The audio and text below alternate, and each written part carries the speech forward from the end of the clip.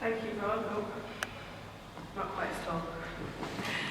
So to start off with, really, you've heard a bit from us about our involvement in the organisations that we work for, but really the reason we're all here is to find out a bit more about what you all think, what's involved you in bringing you here, and hopefully give you some inspiration and ideas to then be able to tell everybody who's not in here, all those people out there, what this is all about. As we heard earlier, 1.5% of the population currently are engaged in ethical investment, but far many more would like to be, so it's potentially about taking information, taking actions away from events like this to increase awareness, increase education and increase understanding of what this is, so it doesn't just become investment. What? No, I don't want to talk about that. Something that people actually can engage with. So to start off with, a few questions for you, and I'd like some feedback from you on this. Just really what the word ethical means to you. Any ideas of what ethical is? Purely individual thing, and please do respect that some people might think differently to yourself. Just some thoughts on what ethical is. Yes? I'm Sally Britton, I chair the board of IRIS.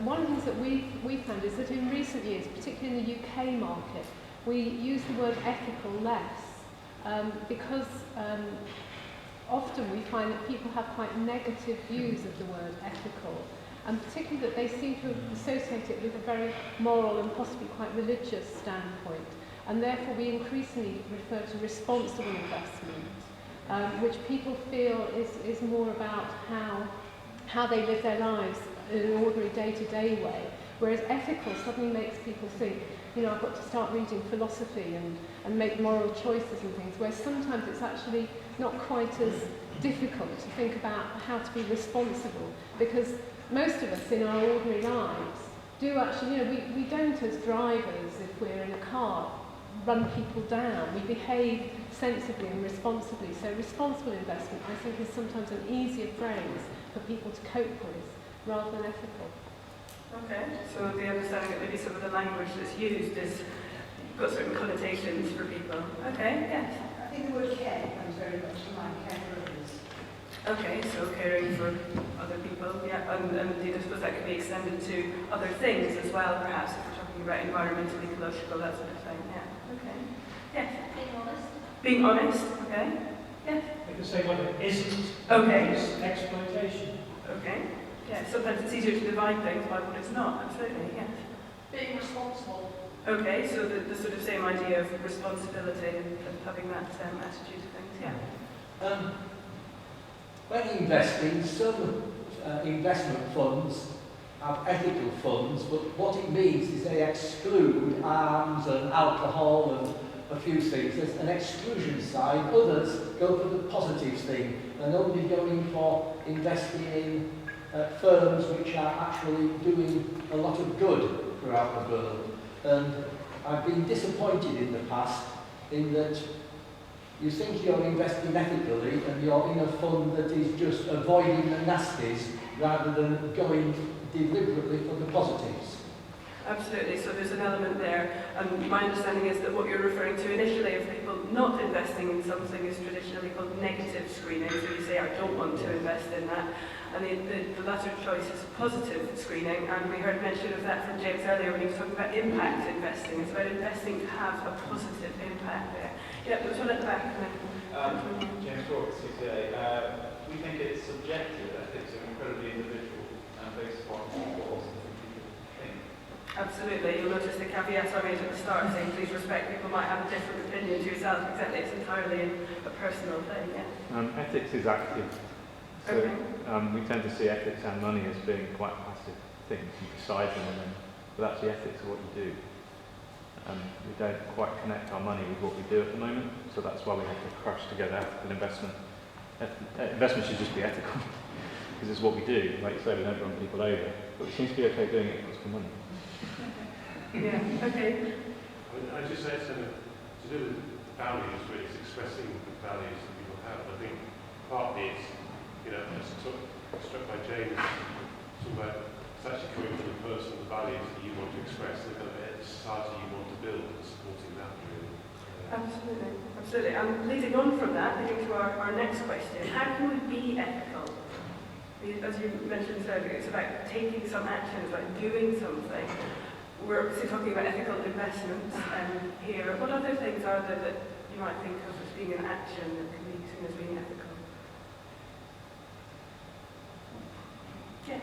Transparency, I think you need to worry about companies knowing where agreements can work. Okay, so it's about being transparent in your actions and what you're doing. Yeah. Yeah. Is that what you were going to say? Okay, yes. I'm pretty sure we really are going towards the corporate governance side as well, because it's not just purely about investing and where your money's investing, it's also about how that company is treating their employees and their suppliers, etc. I won't mention the word Tesco, I'll stick through my tongue, but the corporate governance is really important. The company analysis to other things there.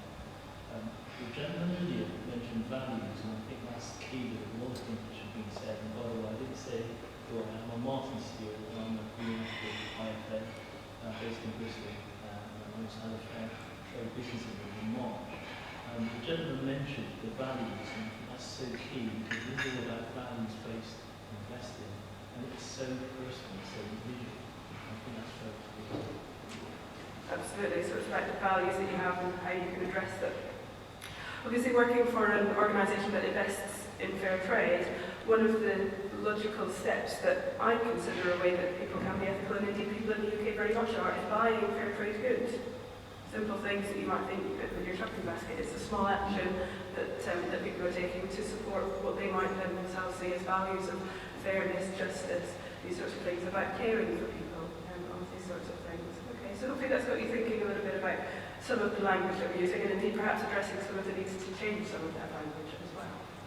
Okay, so it's also about choice, isn't it? It's about having an individual choice. It's not about being talked into something or feeling you have an obligation to do something. There was mention of football earlier, and I wonder how much choice we might think we have in who we'd support in our football teams if we're involved in families who have a legacy of a football team.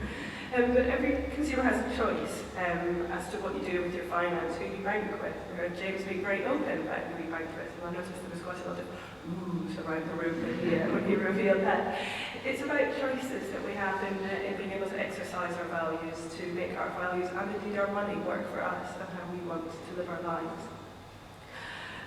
These choices aren't always informed by the same values that we might have in terms, for example, as I mentioned, buying fair trade products. You might not always think of applying those same values that you use elsewhere in your life to your money. It's about raising awareness that it is possible to do that. We have a number of organisations here, a number of organisations being mentioned in the audience who are doing hard work to raise awareness that there are people out there trying to work to break down language barriers, engage with people, inform people that they do have a choice in the matter.